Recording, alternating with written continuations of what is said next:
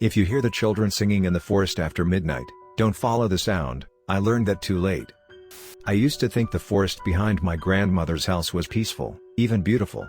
It stretched endlessly beyond her backyard, a wall of oaks and maples whispering secrets in the wind. I played there as a child, building forts, climbing trees, watching deer disappear into the underbrush. But that changed the night I heard them singing. It was just after midnight, sometime in October. I had trouble sleeping, restless and disoriented from my move back to her place after losing my job in the city. I thought the singing was part of a dream at first, soft voices, high and melodic, drifting in through my open window. They were children's voices. Dozens of them. A lullaby, slow and oddly hypnotic. The tune was sweet, haunting even. And there was laughter, too, the kind you hear in schoolyards or at birthday parties.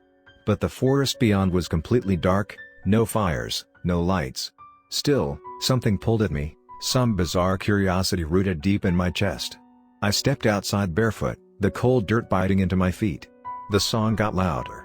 More distinct. My breath fogged in the chilled night air, but the singing was warm, inviting. The children sang in a language I didn't recognize, but the tone, somehow, felt personal. Like they were calling to me. I followed. The deeper I went, the more the world behind me faded, Grandma's porch light vanished, the sounds of distant cars dulled into silence. The trees thickened unnaturally, their branches twisting together like rib cages. The song became clearer. Then I saw them. Shapes flitting between the trees, small figures, darting just out of view, giggling. A flash of red fabric, a pale leg, a glimpse of hair far too long to belong to any child. I should have turned around. I should have run. But I didn't. I reached a clearing where the singing abruptly stopped. Dead silence pressed in around me. The kind that crushes your eardrums. The ground in the clearing was scorched black, as though a fire had long since burned there. In the center stood an old stone well, moss-covered and yawning like a hungry mouth. Around it, the children. They stood hand in hand in a circle, barefoot, eyes shut, heads tilted toward the sky. Every single one of them had a stitched smile where a real mouth should have been, tight, crude thread looping their lips in eternal grins. Their clothes were old-fashioned, tattered. Victorian, almost. And their skin was too pale, translucent in the moonlight like melted wax. One girl opened her eyes and stared directly at me. Her pupils were missing. Just black, gaping holes. "You heard us," she whispered, though her lips didn't move. "Now we hear you." And then they screamed. It wasn't a child's scream. It was the shriek of metal, of something ancient being torn apart. My ears bled. I stumbled back, tripping over roots that hadn't been there before. The children began to twitch and convulse, their hands still locked together. The ground beneath the well cracked open, and from it rose something massive, something with dozens of thin, grasping limbs like insect legs. Its face was a mask of human mouths, some laughing, some screaming, some whispering names. My name. I ran. I don't know how I made it back. I don't even remember crossing back through the trees. One moment I was in that hellish clearing, and the next I was crawling up my grandmother's porch steps, covered in dirt and blood. She was waiting. She didn't ask where I'd been. She only said, "You heard the children, didn't you?" I didn't answer. But the singing still echoes in my ears when the clock hits midnight. And the woods? They've grown darker. I see things between the trees. Sometimes I hear the voices closer, outside my window. One night, I found a child's handprint on the glass. Last week, my neighbor's dog vanished. Yesterday, I found its collar in the clearing. Tonight, I heard the song again. This time, it was louder. This time, they sang my name. Not just in the wind, not some trick of the trees, no, it was unmistakably clear. I stood at the back porch, frozen in place, the cold night air prickling against my skin like 1,000 tiny teeth. "Michael. Michael," they sang, in that same lilting, hollow tune. Children's voices, layered in harmony, too perfect to be human. No child I've ever known sings like that. There was a sharp cadence, an almost ritualistic rhythm to it, as if the forest itself was echoing with something old. Something buried. I slammed the door shut and locked every window in the cabin. But the moment I turned away from the door, the humming began inside. A low, drawn-out hum coming from the floorboards. I dropped to my knees and pressed my ear against the wood. The song was coming from below. From under the house. From the very soil. Their tiny voices whispered and chanted, not just my name anymore, but things I couldn't understand. Not words. Sounds. tones that made my teeth ache and my eyes water. They knew I had heard them. They wanted me to hear.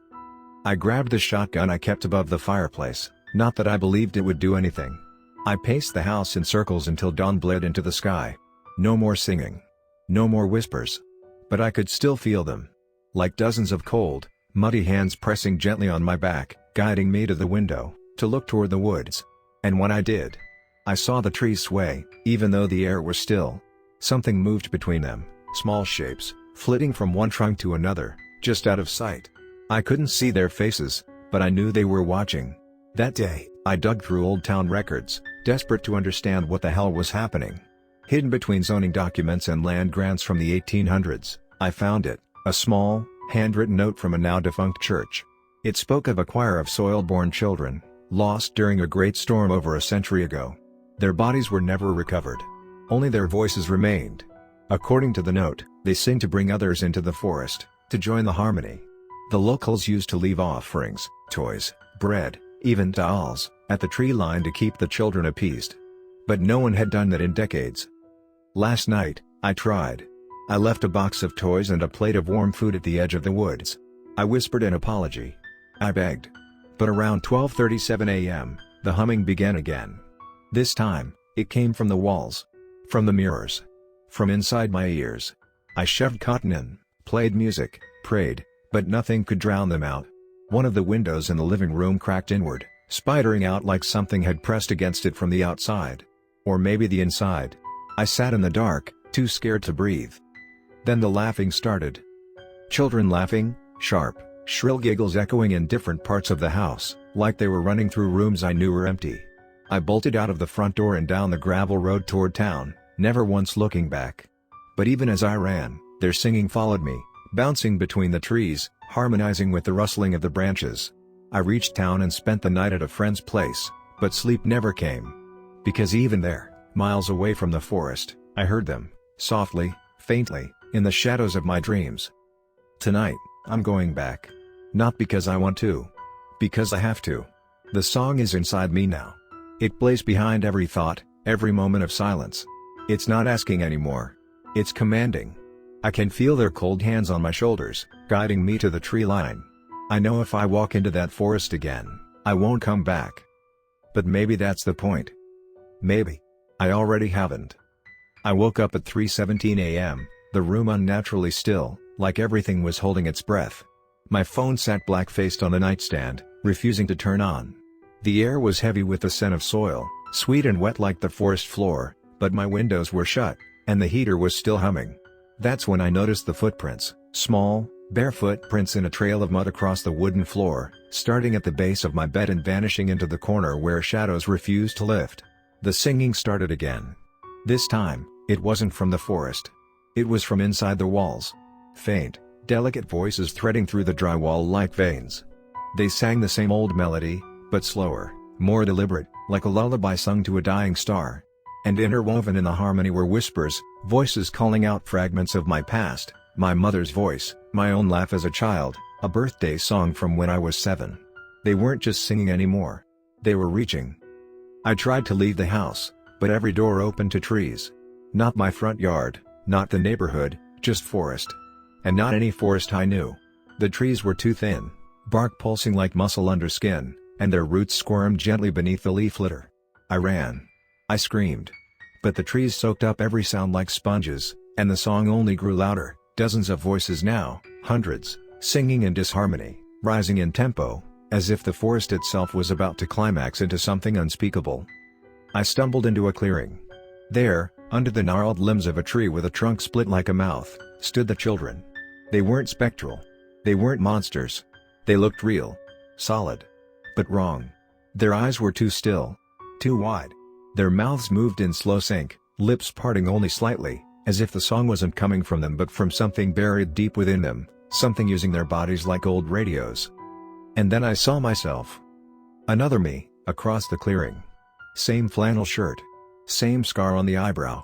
But his smile was wide and empty, teeth too clean. He raised his hand and pointed to the center of the clearing where the ground had begun to crack, and from within the earth, fingers, tiny, pale, writhing fingers, began to emerge. They clawed outward, revealing a mass of childlike figures bound together by roots and moss, their bodies whispering like wind through branches. Their mouths moved, but I heard no sound, just the terrible vibration of knowing that they were trying to speak through me now. My double spoke in my voice, but quieter. "You already follow the song," he said. "This is where the song ends, and begins again." I turned to run, but the forest twisted. Trees spun around like clock hands resetting themselves. I was back at the clearing. Back at the children. They encircled me now. Some looked exactly like ones I had seen in old missing posters tacked up decades ago. Some looked freshly lost. One of them held something in their hand, my watch. It was cracked and frozen at 3:17 a.m. The last thing I remember is the taste of dirt in my mouth and the lullaby humming in my ears like a heartbeat. The forest is quiet now. Too quiet. And when people walk by the edge of it, they swear they hear a child humming a strange, lilting tune. Sometimes. It sings their name. If you hear it, don't listen. Don't answer. Don't follow. Because once you do, you never come back alone.